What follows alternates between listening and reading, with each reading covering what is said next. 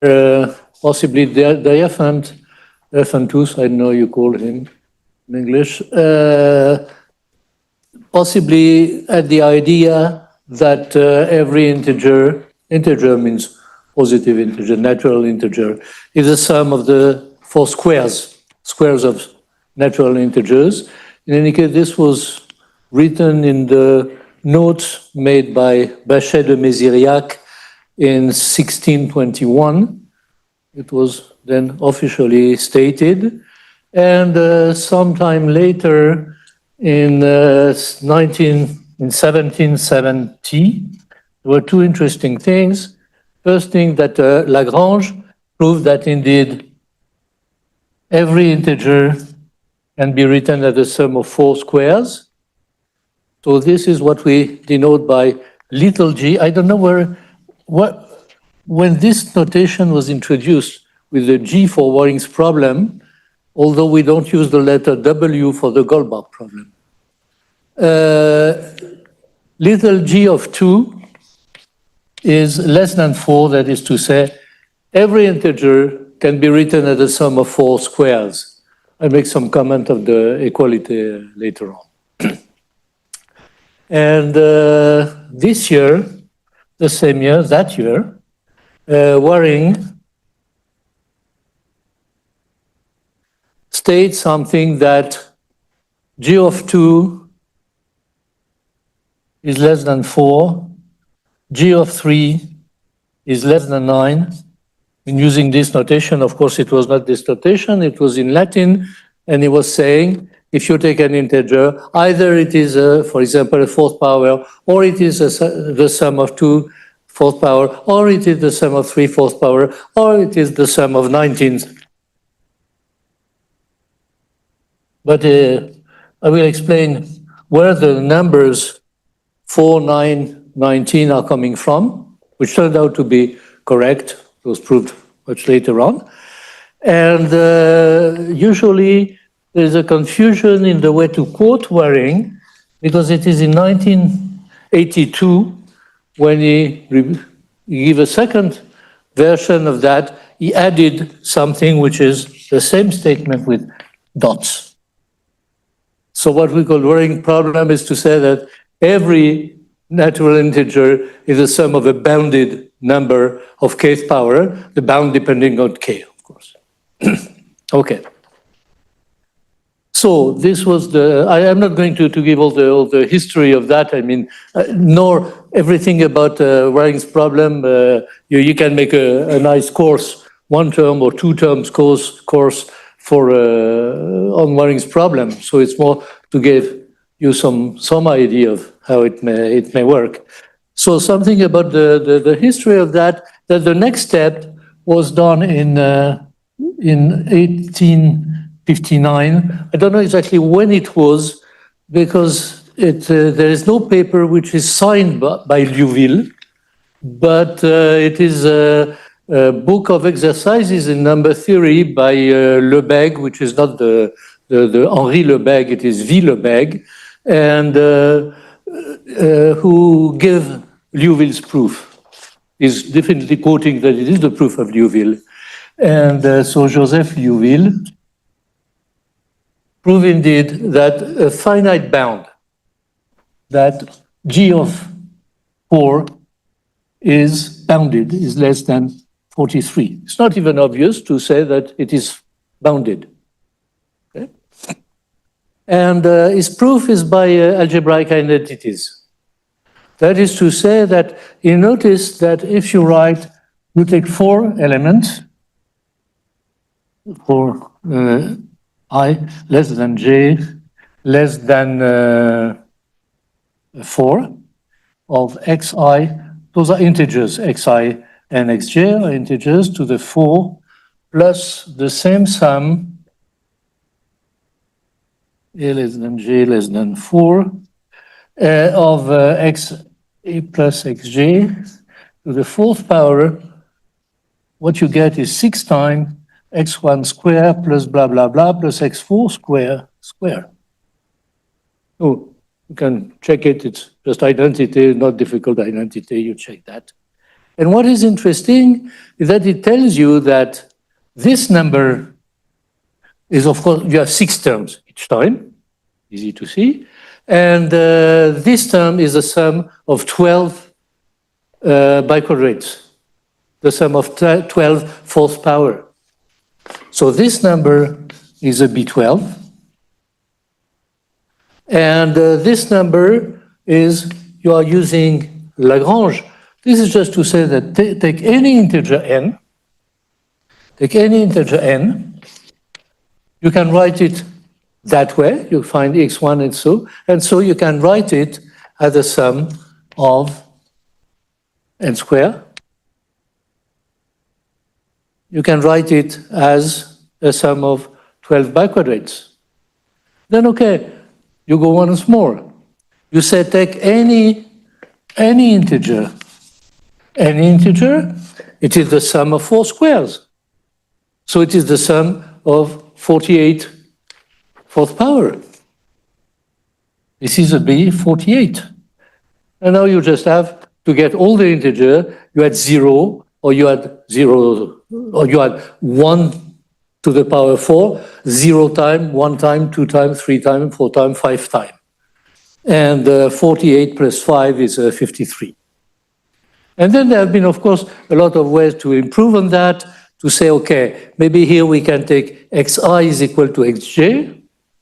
Then for one of them, x1 is equal to x2. So you win here, you have something which is a B11, but here you are losing something because you have 2x1 square plus x3 square plus x4 square. But this is a sum, more or less, of a quadratic form with 3 variables, but this is fine with 3 variables. At that time, you see, in the second part of the 19th century, after that, people knew what it was. And so essentially, it's not that bad. You can represent almost everybody that way. So you can, in some way, have only 3 terms.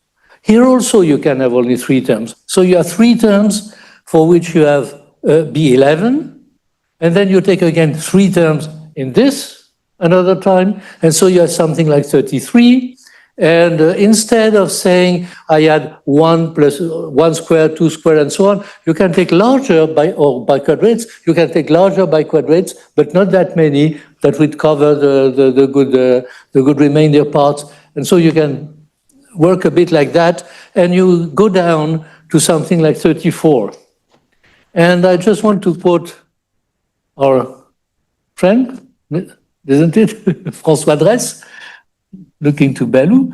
So François Dresse, indeed, in 1974, started with only 2 squares, 2 elements, 2 squares. So 2 squares, you know. By the way, you know it. If you don't know, I suggest during the break, you go and see the poster by Mrs. Jha. And she's quoting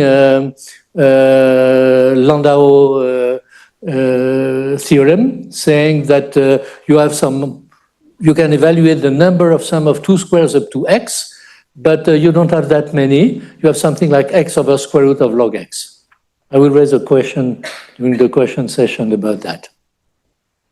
And so starting with 2 squares, he could manage, and this was nice, and he obtained something which is G of 4 by elementary method. At that time, better was known, but he showed that it is less than 30. So, and by elementary method, outside the circle method, we don't know how to do better than this. Okay, so this is a big jump, but so there were proofs for that it was bounded for 3 and then for 6 and for 8 first, and by finding adequate algebraic identities. And finally, the way to show that Waring was right, at least in the way that for any k, little j of k is bounded, this was shown in 1909 by David Hilbert.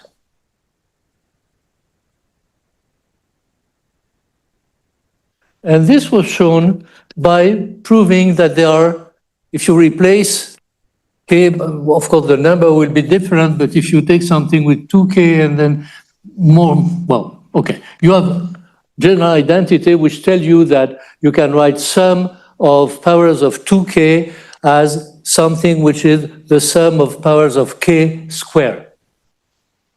So in some way it tells you it is a way to have an induction, but the induction works only to say if you know Waring's problem for k, then you know Waring's problem for 2k.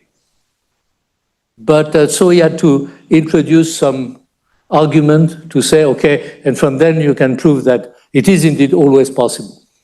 So it's a nice proof. But again, I want to say that François Dresse gave in,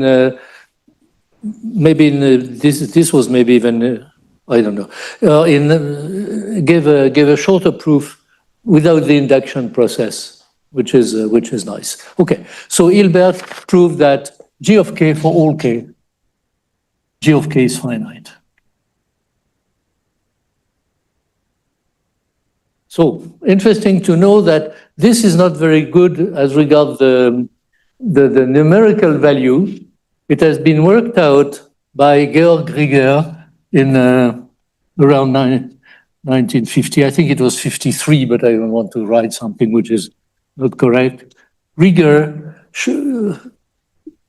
worked out the proof of Hilbert, which is effective. You can make it effective. The way it was phrased was not effective, but you can make it effective. He showed that there exists some identity. It doesn't tell you how to find them. But if you know the proof of Hilbert with small improvement, then it tells you something that JOK is less than something like k to the k to the k. So it's not that good. We expect more. By the way, what do we expect? So we are trying to see what is a lower bound. Lower bound is in some way why Waring put the value 4, 9, 19, and so on. What are the values which are here? So the lower bound was given indeed by the son of Euler in the 19th century, beginning of the 19th century. And you are doing the following. Some trivial bound is to say that little g of k is larger than 2 to the k minus 1. You simply take the number 2 to the k minus 1. The only way to represent it as sum of kth power is just to take 1, 1, 1, 1, 1 as many times as you wish. Now you can do a bit better. For example, if you take the number 7, if you want to write it as sum of squares, well, at your disposal, you have squares. You have 2 square, which is 4. But 3 square, no, this is too large. You cannot use it. So you can use only 1 and 2s. What do you do? Of course, if you have 1 and 2, the greedy algorithm will be the best. Put as many 2 as you can, and then put 1s. There's no point to save 1, 2, and to fill it with 1s. So you go up to 8, but 7 is less than 8. So you have to put something which is 2 to the square plus 1 square plus 1 square plus 1 square. Okay? And this gives you that 4 is, now we know that g of 2, once you have proved that Lagrange has proved that little g of 2 is less than 4, it is indeed 4 the best value possible. And everything which is congruent to 7 mod 8 will not be a sum of 3 squares. And a bit more, okay, it's known exactly what are the number which are sum of 3 squares. So in general, you do the following. You consider the number, you go up to 3 to the k, general k. So you try to go up to 3 to the k, and you say, I want to be before 3 to the k. Then what you do is that you look at the largest multiple of 2 to the k you have, a times 2 to the k. Of course, for this one, it's not a very good one, but what you do is then you take this number, which is a times the 2 to the k minus 1. Then to represent it, you will represent it as a sum of a minus 1 times 2 to the k plus 2 to the k minus 1 times 1. Okay? And a is just what? It is the smallest integer, the integral part of 3 over k to the k. Okay? So you have the smaller value, g of k, is larger than integral part of 3 over 2 to the k plus 2 to the k minus 1 plus 2 to the k minus 2. Okay? So now you may think, haha, but what about going one step further and introducing some 4 to the k and try to see whether there is something possible for that? Then it starts to be a Diophantine problem, which doesn't seem to have so many solutions. And indeed, it was proved by Mahler that this bound, now we know, by the way, just I am jumping on the history, and we shall prove it, that this is essentially the right value, that g of k is equal to this value. So you see, we need much better bounds than this one to prove that. Mahler proved that indeed this is correct. I mean, it is equal up to a finite number of solutions, exceptions, except that it is ineffective. The number is bounded. You can give an explicit bound for the bound, but you don't know where you have to stop. So for the time being, this is the only difficult point in some way which remains in the Waring's problem as formulated by Waring. We'll see that there are also other things which are of interest with Waring's problem. Okay, so I think this is about what I wanted to do for the pre-circle method area.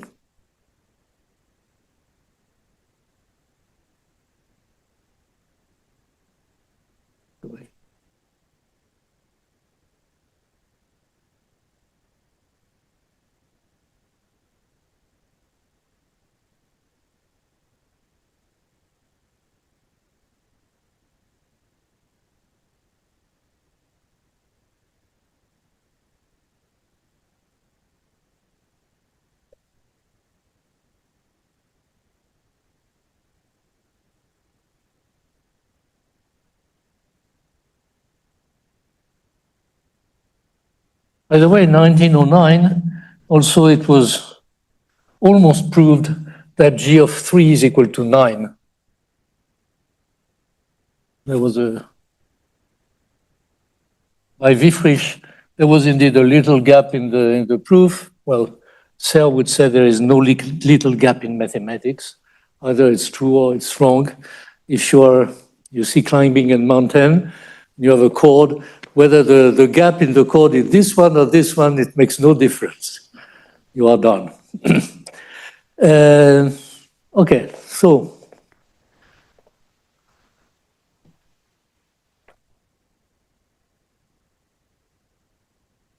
circle method is the question is essentially to study the number of representations. It may seem to be more complicated to study the number of representation than to study the number of representation is positive or not, and that is the only thing which is of interest. But it may be with analytic number theory that you may think that if you have some asymptotic expression for this number with a main term and a smaller term, error term, then at least you say that from some point onward, it will be possible to represent. Whereas in the pre-circle method problem, all numbers were the same, although we know that it is more difficult in some way to represent small numbers, as we have seen. It requires a lot of them. So, number of representation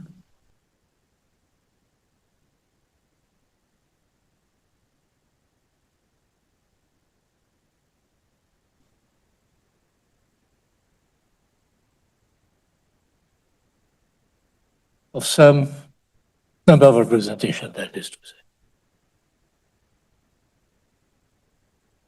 So K will be the exponent in the ring problem, and you are looking at S numbers. So I will denote by R S K of N. Of course, if there is no confusion possible, I will suppress either S or K or both if everything is clear by itself.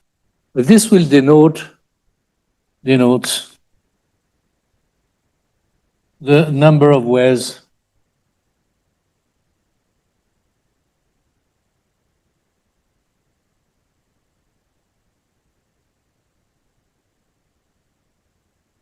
to represent an integer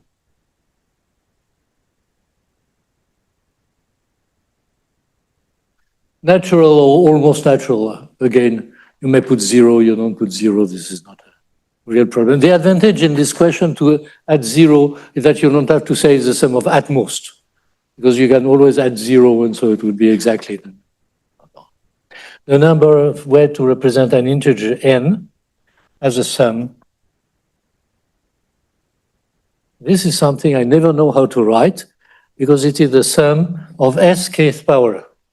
But I was told never put two mathematical symbols one after the other, otherwise it's a complete mess. So numbers which are kth power.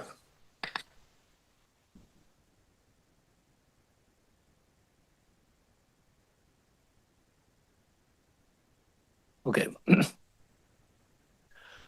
So now this we have seen several times how to manage with that. Take the generating function. You are dealing with an additive problem, so it means that you have to take a power series. And what you get is that if you take the sum of n over n, let us say 0 to infinity, I insist, of n to the, of x to the n to the k, and you take S sample of that and you make the product, what you get is the sum of RSK of n x to the n. N everywhere. This is not good. This is not good. This will be capital N.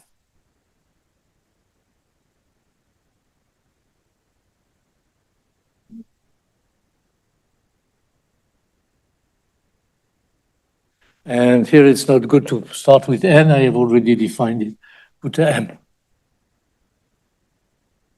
Okay. So,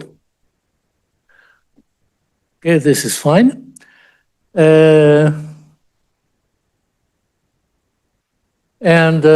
Of course, Hardy and Ramanujan, who studied the partition, were attempted to use, and they could use it and already developed this.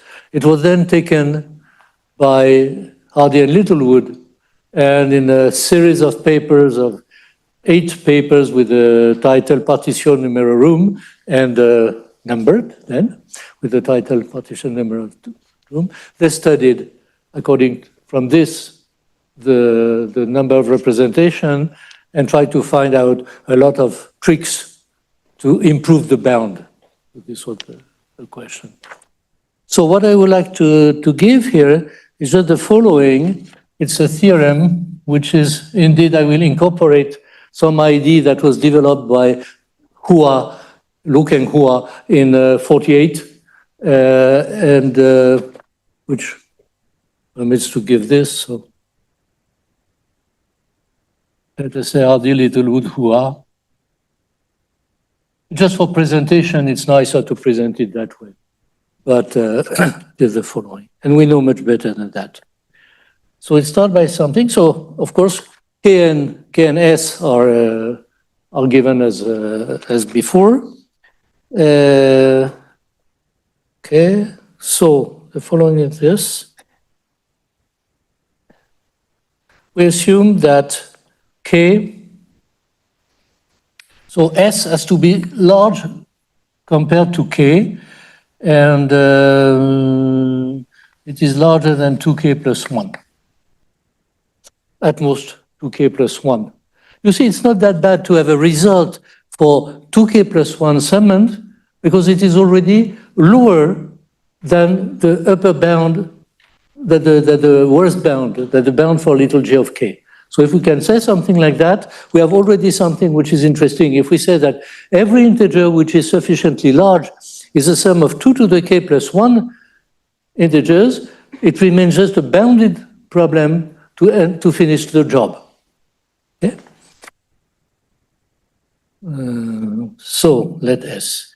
There exists a function. This is a S, Gothic S. I think in the, if you, it is something like that, matfrak, no?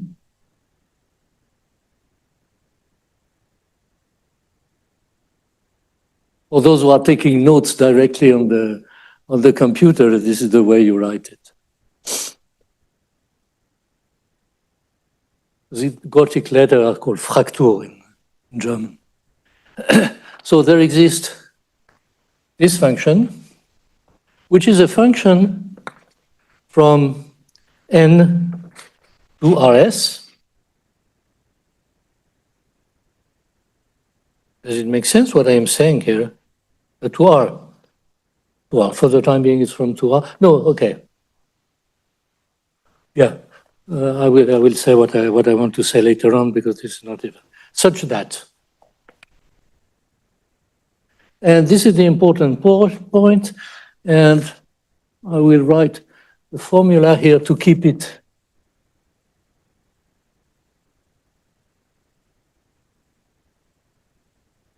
To keep it for, so we can refer to it anytime. So RSK of n is equal to S of n times gamma, this is the usual gamma function, gamma 1 plus 1 over k, this is a 1. 1 plus 1 over k to the s, divided by gamma sk, and then you have essentially the term s over k minus 1, and this is the equivalent. And you have even a good error term, which is you are saving some power on the error term. So I have to say something now where S delta is positive, a positive number, depending on S and K and everything. In the same way, the big O also is depending on S and K. And what is important is that the sigma function is between two positive constants.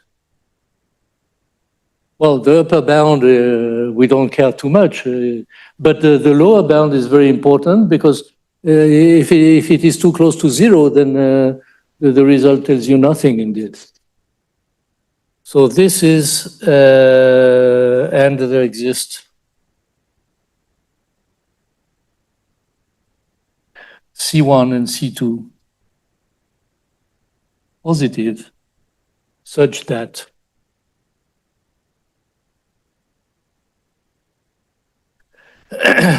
C1 is less than sigma of n, less than C2. So this is such that for all n. Sorry? The denominator. Gamma of S over K, yeah. Fine, thank you, yeah. S over K, yeah. Okay. So it gives you an asymptotic equivalent for the number of representation for S larger than or equal to 2k plus 1.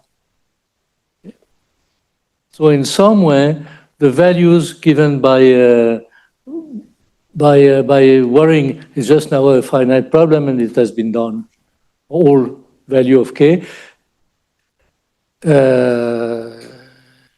except what I was saying, the Mahler exception. So this is well known. Okay. Sorry? Why? what did I put? Who are, you will see who are. I don't know whether Hardy and Littlewood got exactly the equivalent. They know something to say that the number of representation was positive. I am not sure whether they obtained the equivalent for that, because we are going to use who has inequality.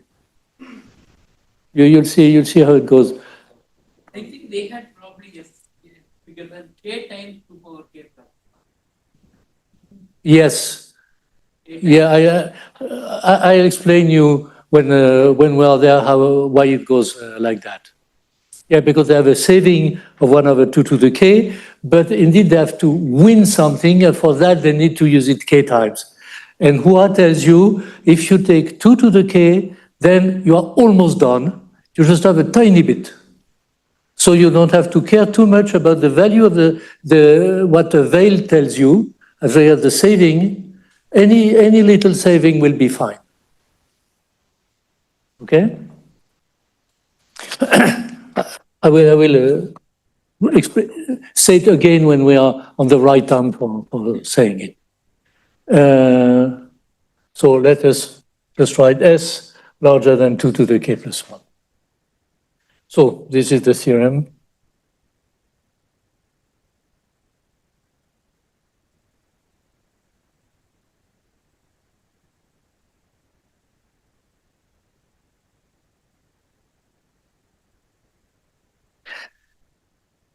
Good. Now I would like to, no, it's fine. When I started at a quarter. Okay. So I would like to make a few comments about this statement. One about the main term. It has been more or less already said, so I will go somewhat quickly on that. And also then to explain something about that, it would be much nicer to have something which is just an equivalent like that, but there is some variation according to n, and I want to explain what is going on. Okay, so first of all is, what do you expect for RSK of n? What is expected for RSK of n?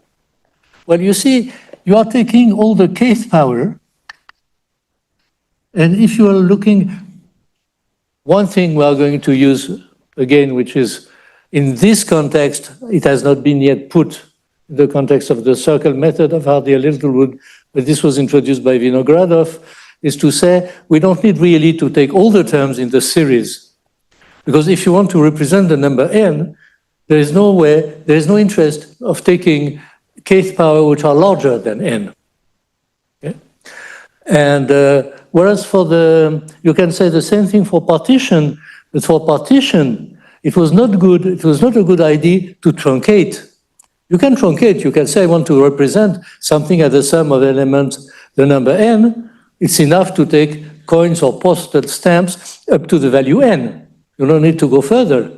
But if you truncate, you destroy the modularity of the function you have, which is very good. But here for kth power, for second power, you still have some modularity. But as soon as you are looking at third powers, there is no modularity in it, so you can truncate, you don't lose much that way. Okay? So it takes all the kth power, and you are going up to represent the number n. So at your disposal, you have something which is n to 1/k, kth power. Okay? So now you take them s by s. So the number of possibilities you have is something which will be n to the s/k. Now, what you represent with that, you will get something. What I am saying is that the number of representation of S RSK of n, of now an average m, let us say for m up to capital N, this number is less than what I get when I take all the number up to n, kth power, to this. So this is less than n to the s/k.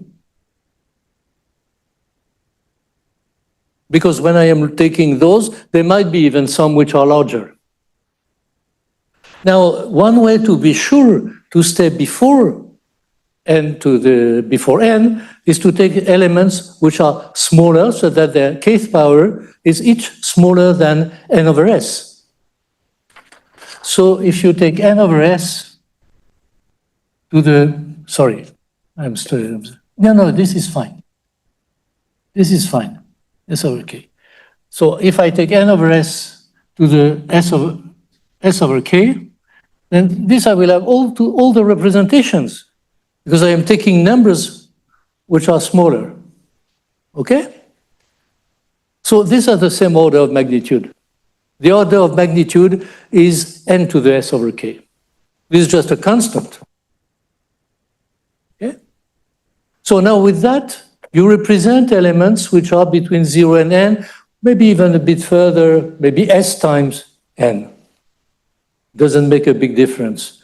So the average value is something which is of the order n to the s over k minus 1. Average value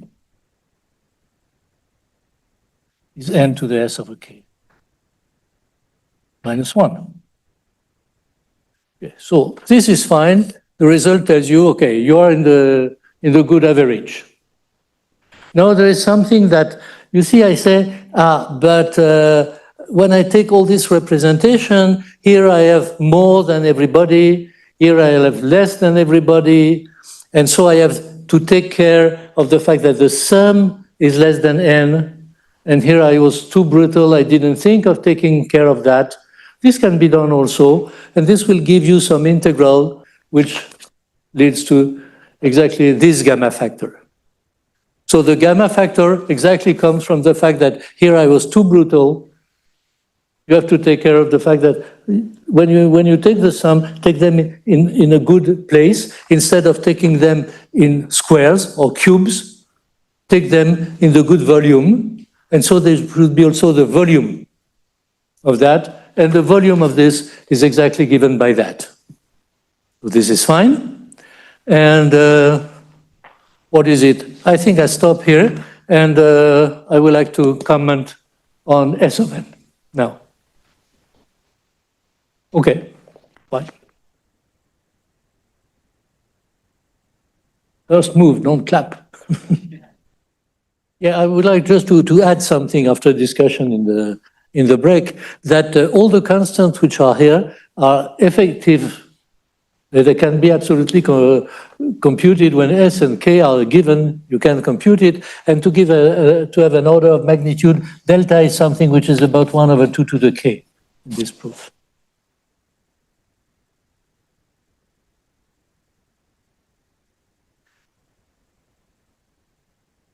So sigma, the sum.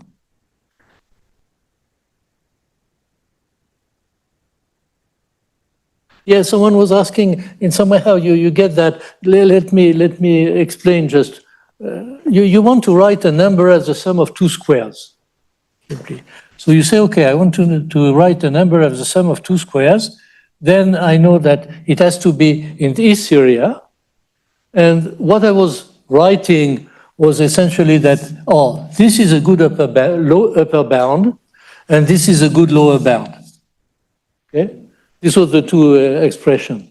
But you understand that if you work a bit more, you can really find out what is this and write an integral, and even if it is multi-dimensional integral, this is rather fairly classical, and this is the way you get this, this quantity.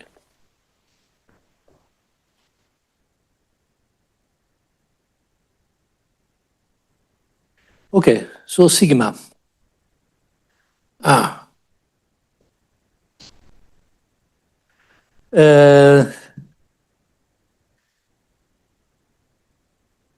Okay, first of all, the number of representation will depend on the arithmetic of n. You see, if you are thinking of sum of three squares, let us say, if you are thinking of sum of three squares, then you know that if n is something which is k 4 to the k 8b plus 7, then R3 2 ks2 sk S3 2 of n is 0. You cannot represent an integer as the sum of 3 squares if it is congruent to 7 mod 8. For some obvious reason, the residue mod 8, forget about this term, but the residues mod 8 are 0, 1, and 4. And 7, you never get it with 0, 1, and 4. By taking that 3 times. No, 7 is okay, but no, but 3 times doesn't work. You have 4 plus 0, 4 plus 1, and 4 plus 1, 4 plus 2, but 4 plus 3 you don't get. Okay, so you have something like that. Well, you may think that if you take sufficiently many terms, it will help, but unfortunately it doesn't go that way. And let me give maybe some example, I don't know.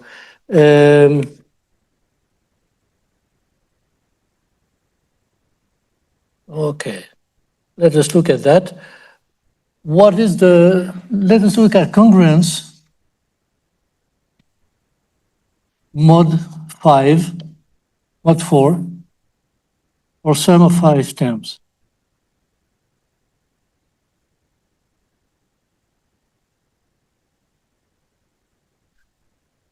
So we are just studying the SOA.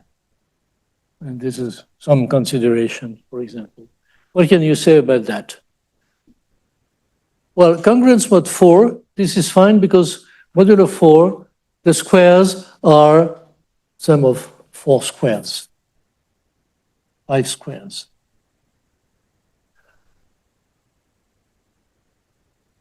It's congruent to 0 or 1 mod 4. And they occur with the same frequency. Because this is just, if you have an even number, you get 0 mod 4. If you have another number, it is 1 mod 4. So they occur with the same frequency. So now if you are looking at sum of 5 terms, you have epsilon 1, epsilon 2, blah, blah, blah, epsilon 5. So you have 32 with epsilon is 0, 1. Each occur with the same frequency. They have, of course, you have 32 possibilities.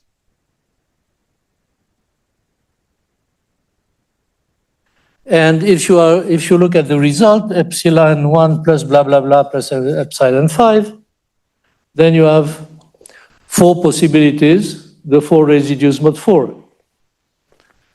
4 possibilities. So if the word is nice, okay, you say each occur with the same probability. No, it doesn't work like that, because you see that if you want to have 0, well, to get 0 with that, you have the possibility that everybody is 0. But as soon as you have a 1, 4 needs to be a 1, and 1 is 0. And so you have 5 possibilities, the possibilities where you put the 0. So it gives you that for 0, you have 6 possibilities. Same argument for 1, you have 6 possibilities. I let you work the things out, and this should be 10. And for 3, this is 10 too. So in some way, it will be easier to represent an integer as a sum of 5 squared if it is congruent to 2 or 3 than if it is congruent to 0 or 1 or 4. Same thing if you look at a table of the number of representation of primes.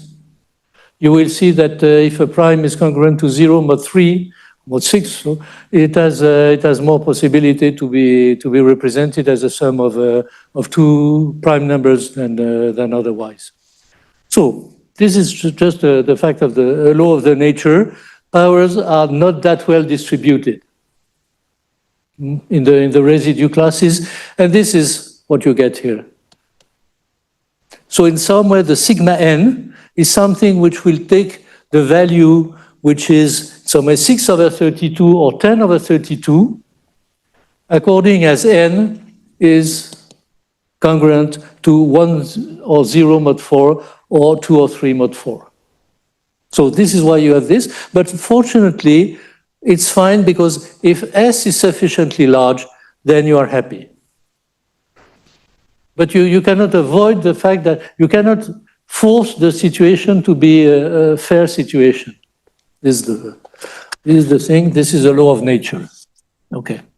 Now we may think also how far we have to go. You see, we said that this term is quite a natural number. So what you would expect is to say, okay, why do we go so far with S? Maybe to take S larger than K will be okay. No, it doesn't work like that. Because, for example, if you take fourth power,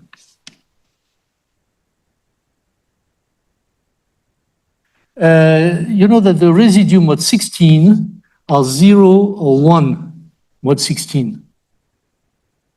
The residues of the fourth powers. You have only two residues which are 0 and 1. And you just check it, and that's it, and you have it. So now if you want to represent something which is congruent to, if n is congruent to 15 mod 16, then you cannot write it with the 14th power. No way to write it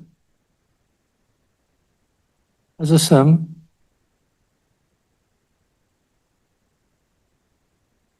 of 14th power. So you have that biquadrate. Yes, 14 biquadrate. This is fine to have this word because then you don't say 14 fourth power. Okay, so this is the, so you see, by the way, 14 is not too far from being 2 to the 4. Well, now this is not the reality. The reality will not be 2 to the k in general. What you would expect is that, and what is known, is that you have this property for sigma of n between two constants as soon as S is larger than 4 times k. And in some cases, it's even better. So this is rather well known. Just look at classical books, for example, Hardy and Littlewood, and you'll see the discussion about that. So what do you want to say? Yes, so for the time being, so the problem will not come from this. It is messy, and I don't want to, I prefer to wave hand, speaking of sigma n, that giving formula which are not that nice. But so for S larger than 4S, it's fine. So essentially, there's no problem with this one, except that remember that it is some oscillating term. But nice. You can go further with the sum of biquadrates. It is true also that there are numbers which are not sum of 15 biquadrates, but you have to be a bit more clever. Okay, maybe let us stay a few minutes to say that g of k is larger than 16.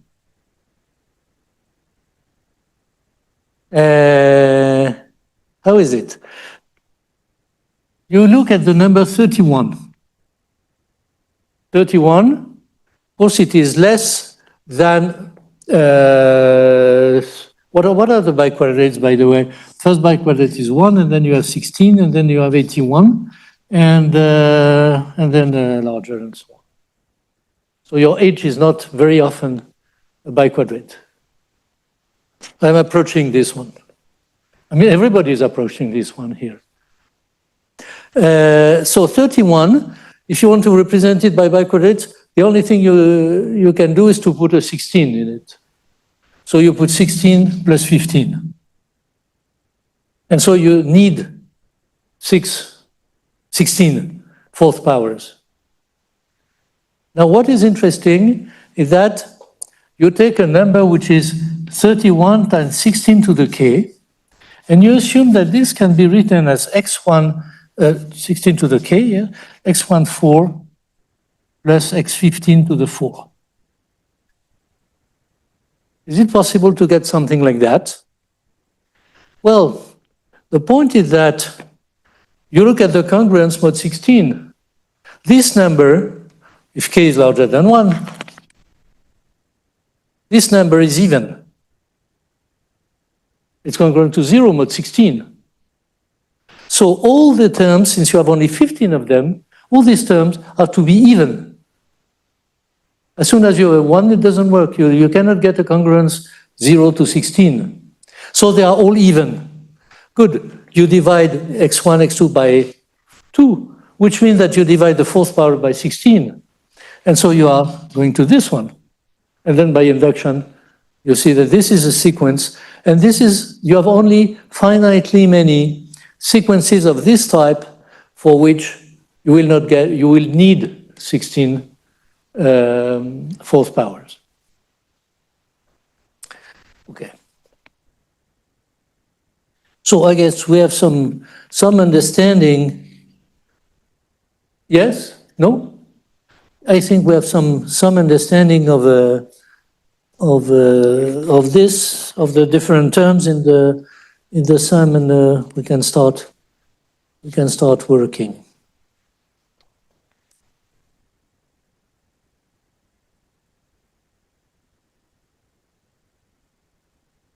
Yeah, I wanted to keep that.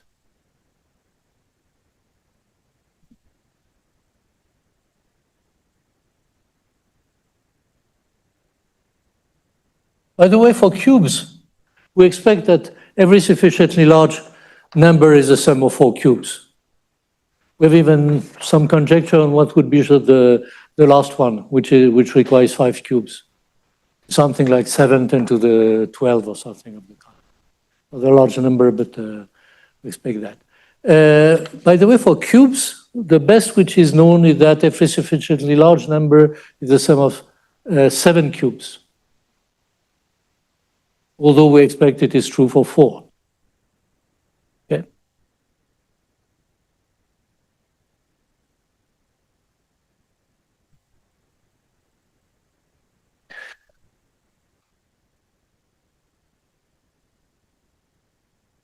Okay, integral representation.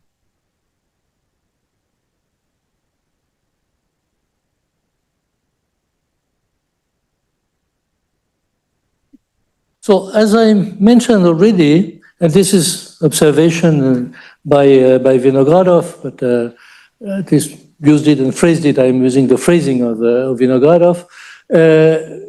In the representation, it is enough to sum the elements up to n.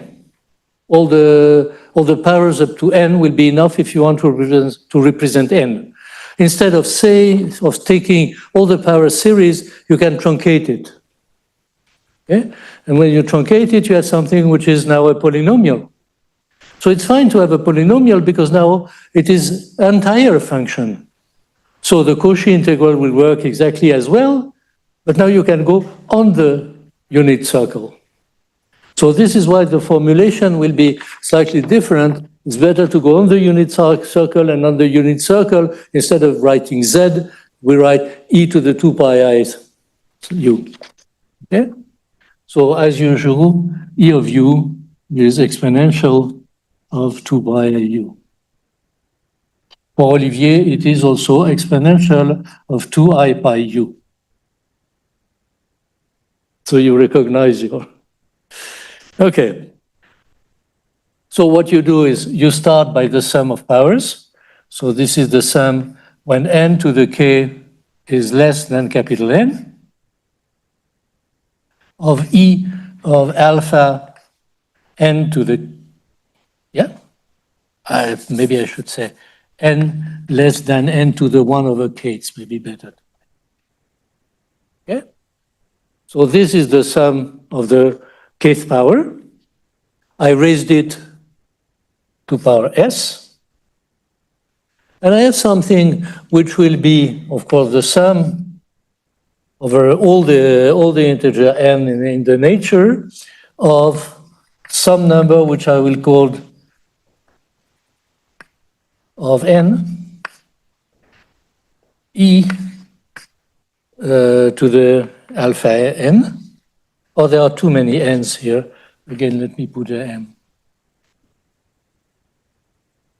Except that the number of representation is not what I called R k of M, because I am truncating. So here I have to take larger values, and for larger value, this will not be the number of representation. But what is of interest for me is that RSKN of N is equal to RSKN. I don't lose representation. Okay? So this we don't care too much, because immediately what will be the point is to select out this number, and this number you select by Cauchy integral formula or by orthogonality of characters. It will be the same thing.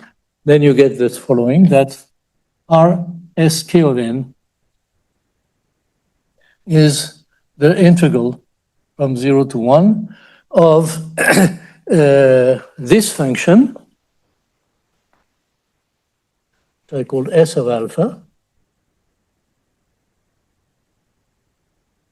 S of alpha to the power S, E of minus A alpha and B alpha. Okay? So this is the way you get that. Now there's something interesting I want to, I don't think there's much to say about that. Maybe I would make some definition elsewhere. Okay, this is fine. Okay. It was used already, this word major arc, minor arc, so I will define things, but let us say that we'll look at the contribution of major arcs first. And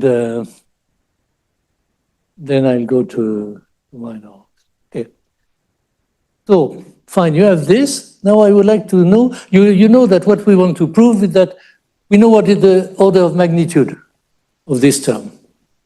So it's interesting to know whether we can find it out.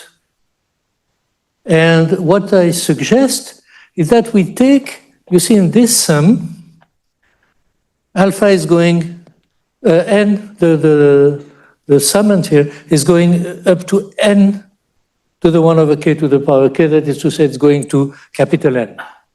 This is also going to capital N, which means that if you take alpha, which is very small, smaller than 1 over n, there will be no oscillation. And of course, if alpha is equal to 0, then this is maximum. All the terms are just equal to 1 in the sum. And so this will be n to the 1 over k. So for alpha, we are exploring, you see. For alpha less than, let us say epsilon, not epsilon, a small value divided by n, not the same delta. Not the same delta as yours, Snyder, by the way. For alpha less than delta over n, delta is sufficiently small, 1/4 or something like that, then there is no oscillation here. There is no oscillation here.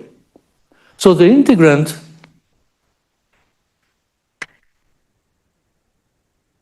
is about up to some constant. It's something of the size n to the s. Okay?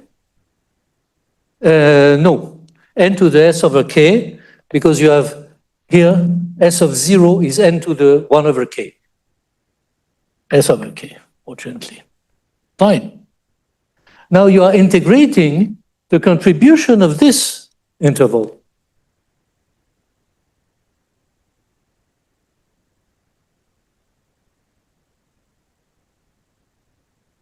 Of alpha less than delta over n is something which is of the order of magnitude.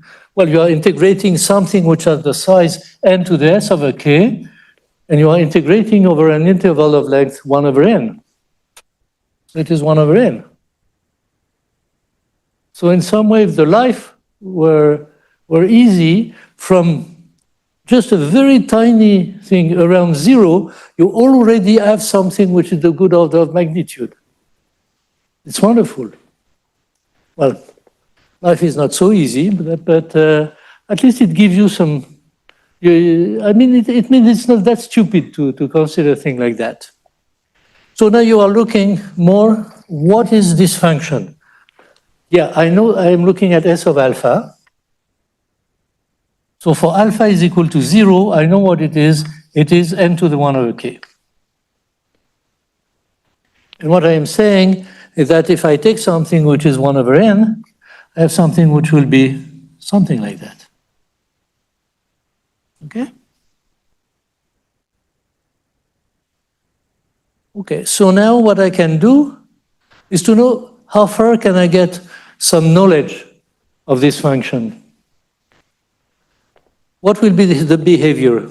Well, the behavior, of course, I know it is not a real function. It is a complex function, but let us take, I don't want to say the absolute value, but take the real part. By the way, only the real part, everything is of interest for us is the real part, because you know that what you will get at the very end is real, so you don't care about the other thing. So it will do something like that, it will go like that, and then go something of the kind. So there will be some oscillation, but oscillation will be always with something, you know, when it will go to this value, this is something in n, and so it gives you that it should be possible to follow this at least a bit further than what was done absolutely trivially. I was using just Taylor here. If you use something like Poisson summation formula, we're using about that, you can express this function on a slightly larger interval. Okay? So you have some sort of interval around 0 where you have a good understanding of what is this function. Fine. You're happy that it is not exactly n to the 1 over k because you have this factor to get back, the singular integral. Okay. So then, if you are lucky, you can give some interval so that you can get a good approximation of this function. So, first, in some way classical analysis, one can find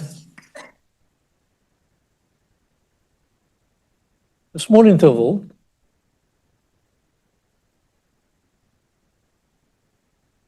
around 0 on which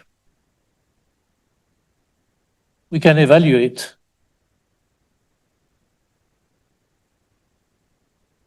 the integral. We can evaluate the integral.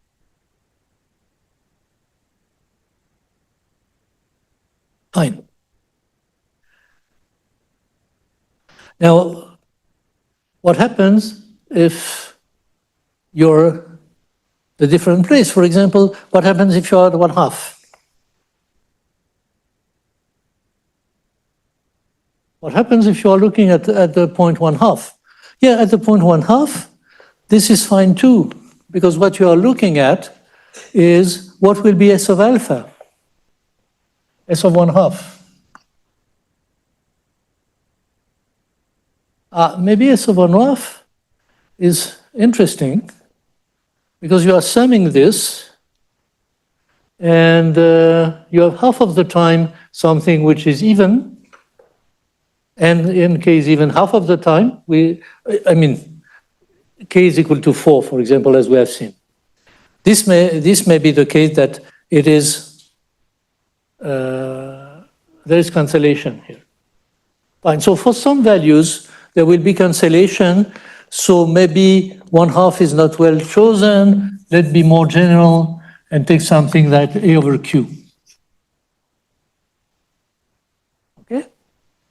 F of a Q will be just, you are counting, indeed, the number of elements in different residue classes, the NK in different residue classes, and as you know, in general, there may not be cancellation. And if there are no cancellation, then if Q is small, then the order of magnitude will still be the same order of magnitude, maybe with a coefficient which is a bit different. But the order of magnitude is the same. And again, once you know how it is, this is just analysis, doesn't care much about the A over K. You are looking at arithmetic progression, but arithmetic progression for that respect is something which does the same thing as looking at integers, and you will get something of the same size. And so you have a contribution which are the same order of magnitude. Okay. It's fine because in some cases you cannot represent a number, and so there should be something that tells you that the term you have around 0 has to be compensated. And this will be compensated, and then this, because this S of n will be 0. Okay? So you may say, okay, we can do that, but Q has to be small. So you have two parameters, one parameter which is to say, in some way, how far can I go here? What is the length of the interval on which I can say that I have the good representation and I can give an equivalent for this? Another parameter, now you are looking at all the other points A over Q, and you see how far can I go with Q to be sure that A over Q is not too large, and I am looking at small arithmetic progression, and I can do everything. Okay? So this will be the point to do. Now, essentially, technically, this has been said already, everything I have to say, but I am going to maybe to repeat it and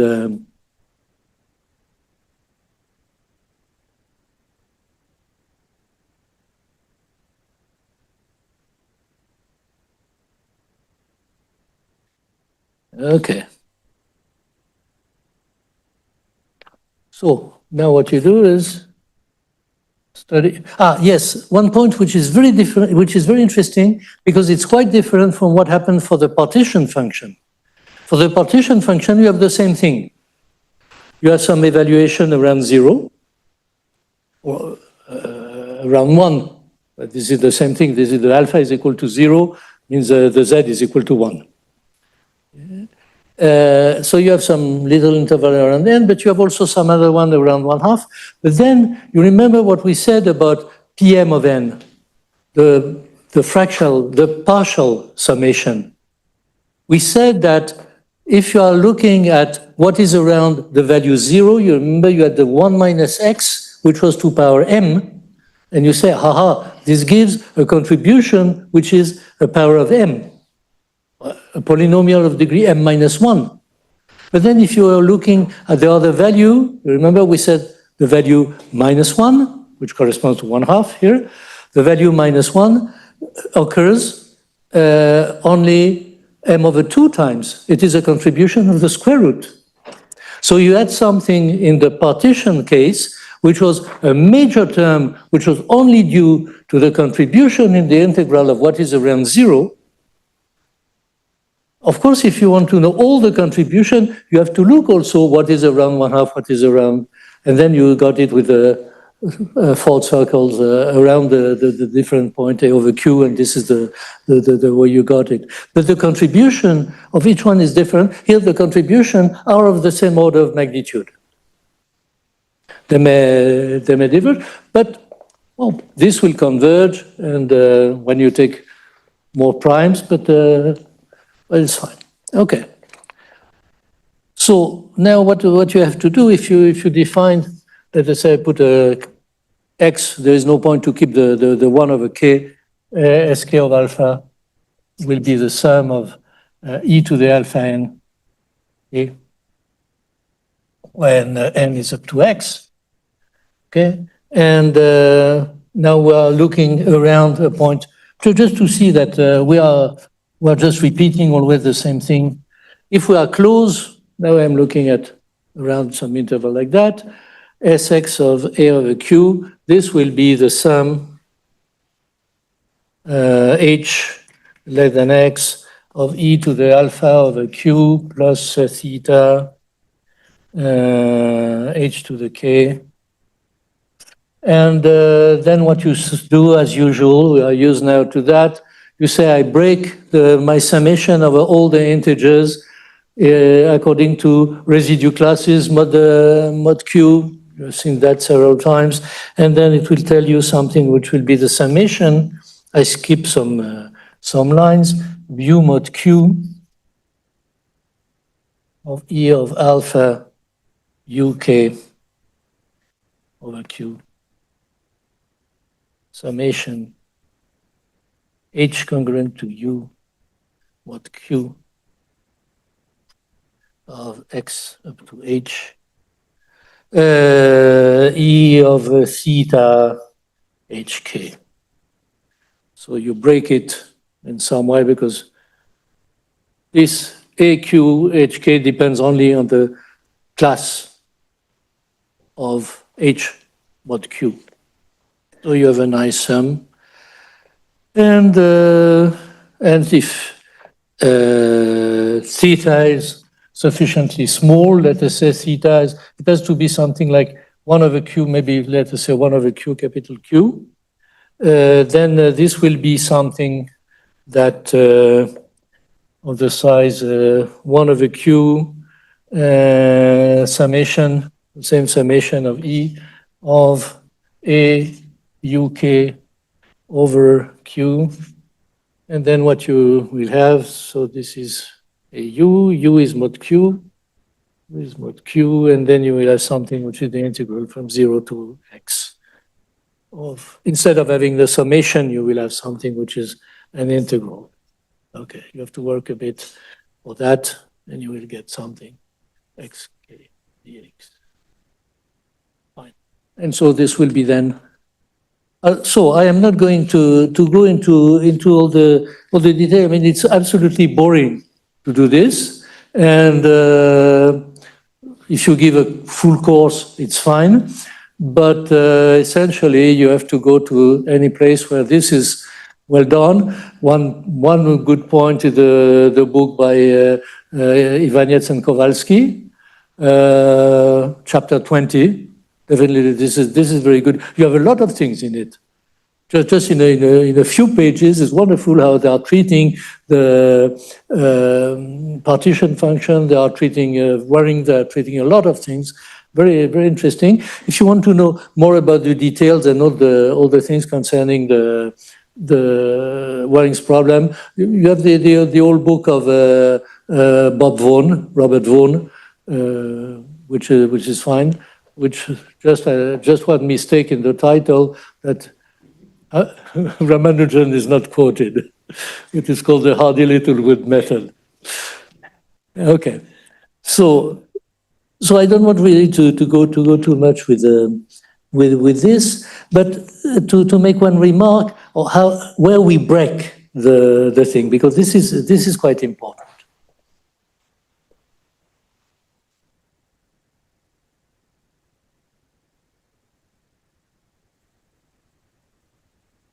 Where to break the interval around A over Q? This is a good question. On two ways, Q shouldn't be too large. You know that if Q is too large, is much larger than X, there is no meaning in doing that. So Q has to be at least smaller than X, but also the size of the interval is how far we can go. What would be the ideal situation?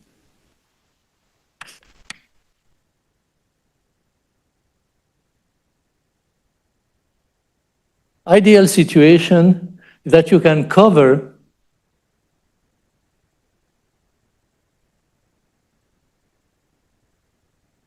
the interval 0, 1, or of Z, call it as you like, the interval 0, 1 with intervals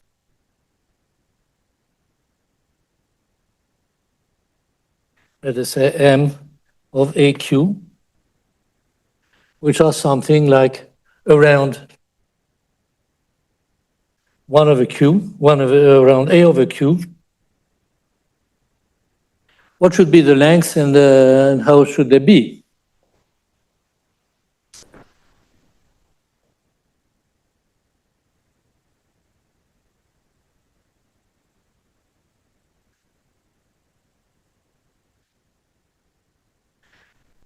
Well, there's one way for doing that is to use Farad dissection. Farad dissection would be great.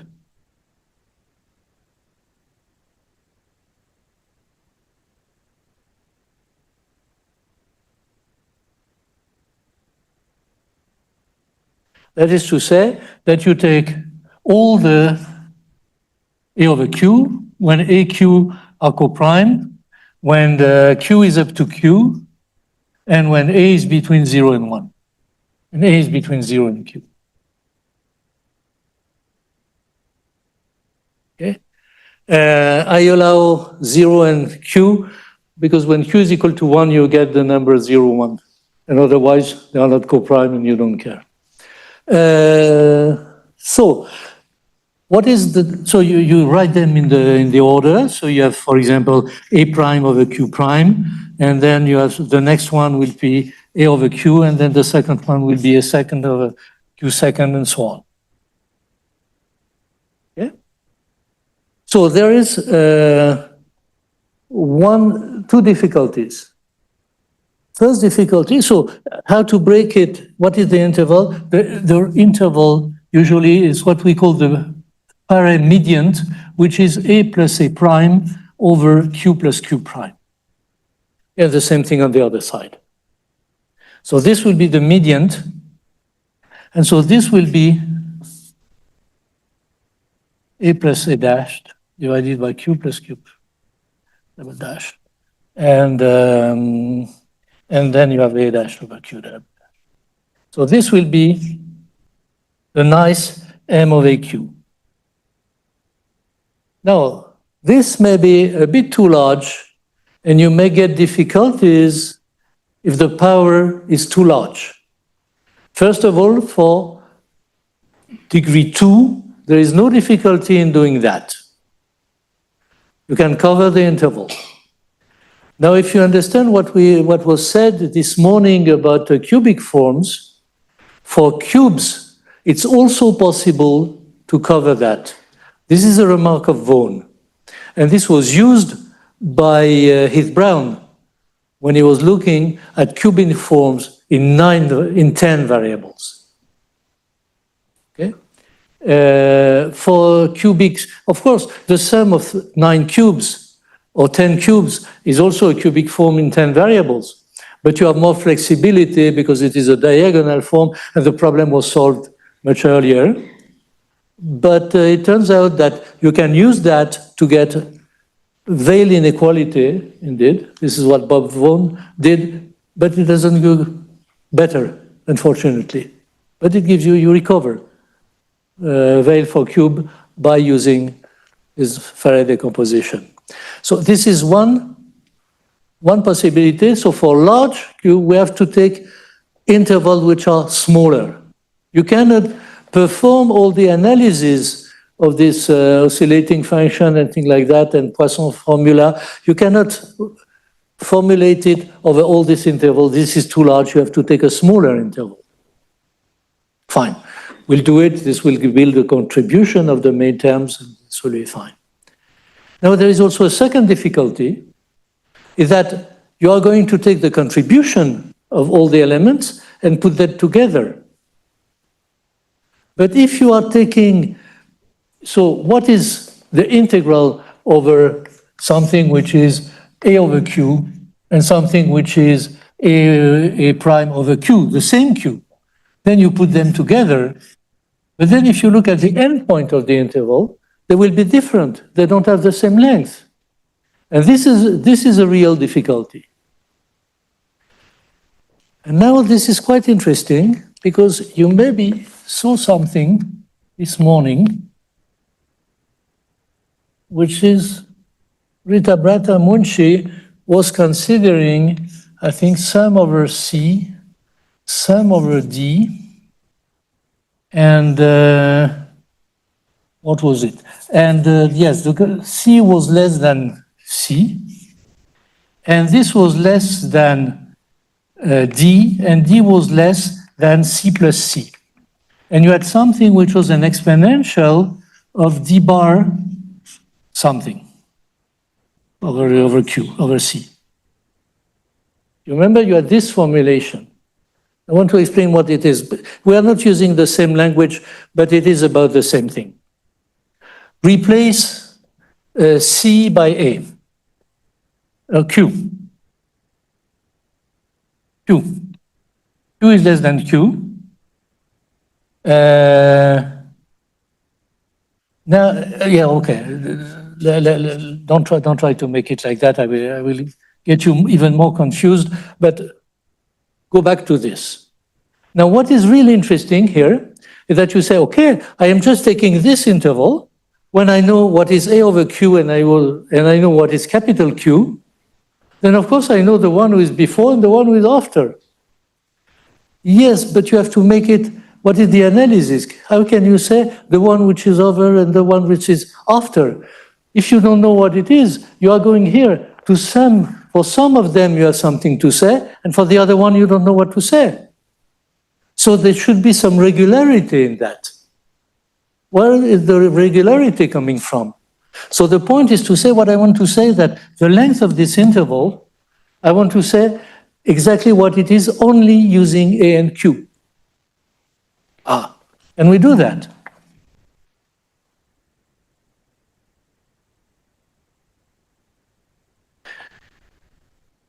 So what is A plus A prime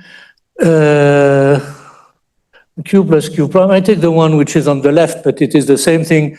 For the one which is on the right, there will just be some sign, and I think the sign here is better. So I take A over Q minus this one.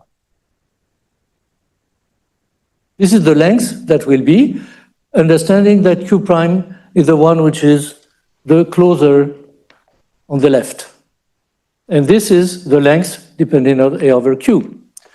So this is something you put everything over Q prime, Q minus AQ minus A prime Q divided by Q plus Q prime.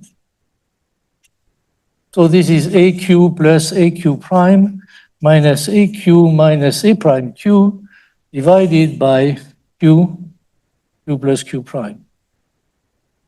This disappears, AQ disappears, and now you have some knowledge. If you have worked a bit on Farès sequences, you have the nice property that this is always exactly equal to 1. So this is 1 divided by Q plus Q prime. So we have made a little progress, because you can say that in order to know what is the length of this interval, of course you know A over Q, you have just to know what is the denominator of the one which is the closer to that. But you know something about the next one. You know something about the next one, which comes from the following. We said that I should have written it, I write it now, AQ prime minus A prime Q is equal to 1. So this means that Q prime, I know it modulo Q. Q prime is congruent to, or AQ prime is congruent to 1 mod Q. So I know Q prime, it's in some way the inverse of A mod Q. The inverse of A. This is why you have the inverse of A mod Q. But still you don't know the size of it. Oh yes, we know the size of it, because A plus A prime over Q plus Q prime is not in a Farès sequence of order Q. So this means that the denominator, Q plus Q prime, is larger than Q. But on the other hand, Q prime is itself less than Q. So this is at most Q plus capital Q. So it means that Q prime, you know it modulo Q, and you know how to locate it in an interval of length Q. So you know it exactly. So this is the fine analysis of Klosterman, definitely who did that, and who could prove that every number is the sum of four squares by the circle method. This is not very interesting, but what he can do is take any diagonal form, quadratic form, in four variables, and you can prove that if the local conditions are satisfied, if the singular series is okay, then you have representation. Okay? But for the time being, we need the 2k plus 1. Okay, so yeah, I think it's enough for today. So thank you very much. No. This delta has nothing to do with this one, as I mentioned, and nothing to do with the one that was introduced by Ramanujan. Just a standard notation. Put epsilon if you wish, but it's not tending to 0. If you take 1/8, it's fine. Okay, so we will have 5-minute break and then we will resume with the problem session. So I have to erase the business.